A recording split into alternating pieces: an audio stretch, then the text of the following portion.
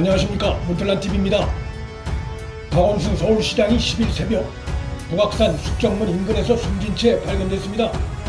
박 시장은 서울시 전직 여성 공무원으로부터 성추행 혐의로 고소당한 상태였으나 박 시장이 숨진 채 발견되면서 경찰 수사도 종결됐습니다.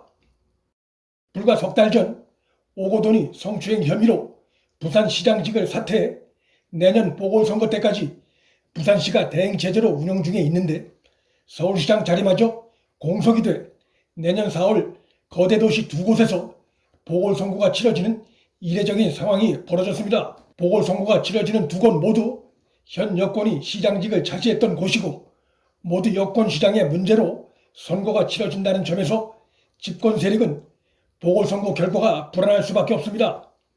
여권은 오고돈 미투 사건 땐 그 사건이 총선 이후에 드러나면서 그 불똥을 피할 수 있었지만 이번엔 사건이 드러난 이후에 선거가 치러진다는 점에서 어느 때보다 선거 결과가 불안할 수밖에 없습니다. 대선 1년 전에 전체 유권자의 4분의 1가량이 거주하는 거대 두 도시에서 보궐선거가 치러진다는 점에서 대선이 1년 앞당겨졌다고 표현해도 큰 무리는 아닐 것입니다. 여기에 이재명과 김경수 재판 결과에 따라 보궐선거가 치러지는 거대 도시가 더 늘어날 수도 있고 이 또한 모두가 여권 소속이란 점에서 집권 세력은 지방 보궐선거 악몽이 다가오고 있다고도 표현할 수 있을 것입니다. 지자체장은 선거에 중립 의무가 있지만 선거 결과가 민심의 영향을 받고 또 민심에 영향을 준다는 점에서 정치와 무관할 수 없습니다. 지방 보궐선거 뒤에 차기 대선이 치러진다는 점에서 내년 지방 보궐선거와 대선이 맞물려 돌아가게 됐습니다. 서울 지역 민심의 경우 지난 총선 때 비례정당 득표율에서 더불어시민당이 33.2%, 미래한국당 33.1%, 정의당이 9.7%, 국민의당이 8.3%, 열린민주당이 5.9%로 제1, 2당 간의 득표율 차이가 거의 없었다는 점에서 정당 득표율만 놓고 볼 때 어느 쪽의 승리를 쉽게 장담하기 어려운 상황입니다.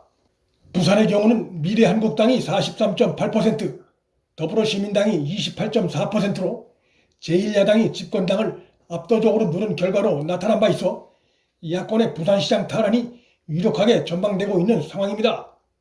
10일 발표된 한국갤럽 여론조사에 의하면 서울 지역 문재인 국정 지지도는 부정이 47%, 긍정이 46%로 부정평가가 긍정평가를 앞지른 것으로 나타났습니다.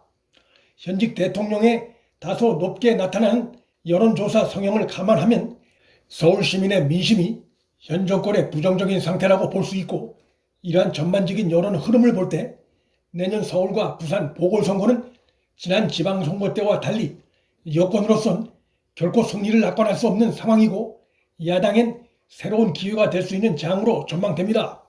숨진 박원순 시장에 대한 애도와 별개로 1년도 남지 않은 보궐선거에 대한 정치권의 움직임이 빨라질 수밖에 없습니다.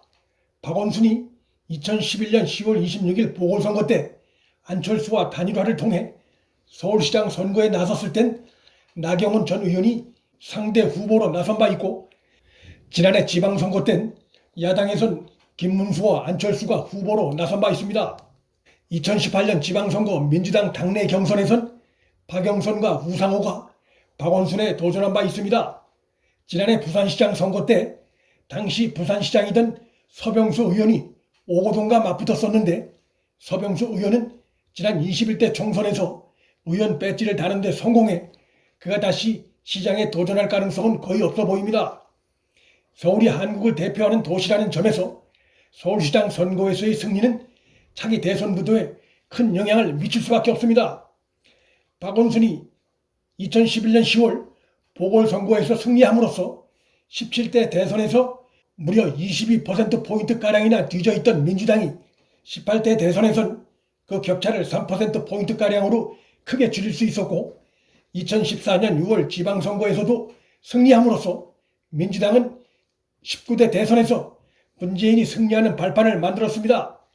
그리고 2018년 6월 서울시장 선거에서 승리함으로써 민주당은 20대 대선 승리에 유리한 여건이었으나 시장이 극단적 선택을 함으로써 치러지는 보궐선거이기에 그 정치적 책임이 부각될 수밖에 없고, 이로 인해 현 여권을 향한 심판 여론이 지난 지방선거 때와는 다른 결과를 불러올 가능성이 있습니다. 민주당이 서울시장과 부산시장 보궐선거에 후보를 내는 것 자체도 논란이 되고 있습니다.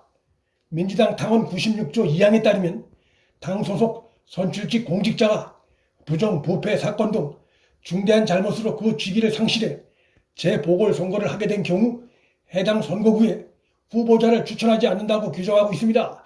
하지만 민주당은 안희정이 성추문으로 사퇴한 후에 그의 지방선거에서 양승조를 공천한 바 있어 민주당이 자신들이 만든 이 규정을 지킬지는 미지수입니다. 서울시가 박 시장의 장례는 서울특별시장으로 서울대병원 장례식장에서 5일장으로 치르겠다고 밝히자 이것도 논란이 되고 있습니다. 청와대 청원 게시판에는 박 시장의 사망으로 성추행 의혹은 수사도 하지 못한 채 종결됐지만 그렇다고 그게 떳떳한 죽음이었다고 확신할 수 있느냐며 서울특별시장으로 하지 말고 조용히 가족장으로 치르라는 취지의 청원이 올라온 상태입니다. 내년 4월에 치러질 서울, 부산 등의 보궐선거는 선거가 치러지게 된 원인 제공을 현 여권이 했다는 점과 임기 말로 갈수록 드러나고 있는 현 정권의 위선과 내로남불 그리고 무능으로 인해 야권에겐 유리한 선거로 예상할 수 있습니다. 야권이 후보만 잘 내세운다면 충분히 해볼 만한 선거라 예상이 되고 내년 서울, 부산 보궐선거 등에서 승리한다면 내후년 대선 승리로 이어지는 중요한 교두보를 확보한 것으로 볼 수 있습니다. 문틀란TV 여기서 마칩니다. 구독과 좋아요, 방송 공유는 방송 제작에 큰 힘이 됩니다.